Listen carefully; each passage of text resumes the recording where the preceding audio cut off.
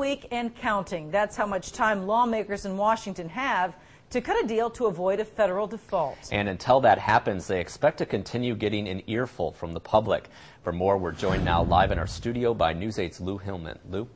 Well, in a primetime address last night, President Obama asked people to contact their lawmakers and encourage them to get a deal done. Well, today, many people around the nation picked up the phone and made that call.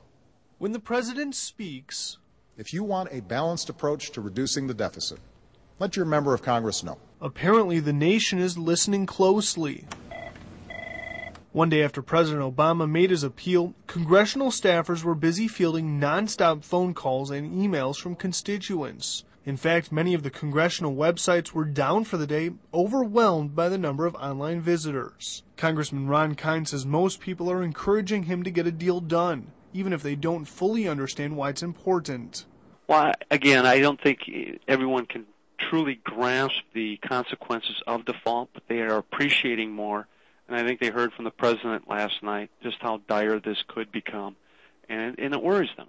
Many people are aware there's an August 2nd deadline. What that means, however, not everyone is sure. I don't really know. I mean, I see what's going on internationally with other countries going into debt and having, problems. I see what happens in Minnesota with shutdowns happening. So, but yeah, I don't know the specific details of what August 2nd would happen.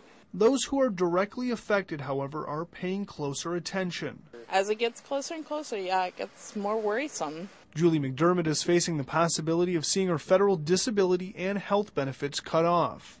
It would be personally devastating for her, but she is remaining optimistic. If the U.S. were to default on its loans, it would be devastating worldwide.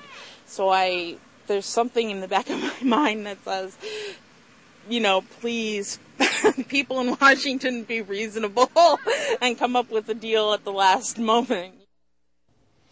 Now, Congressman Kind tells me he is hopeful that a deal will get done. He says not doing so would be the greatest unforced error in the history of this country, possibly setting off an economic crisis. All right, thanks very much, Lou. We'll have to wait and see. Now, the plan from the Republican-controlled House calls for raising the debt ceiling once now and then again at the end of the year. However, not all Republicans are supporting the proposal. President Obama is refusing to sign a short-term extension of the debt ceiling. The two sides are also debating how much to cut in federal spending as part of the plan.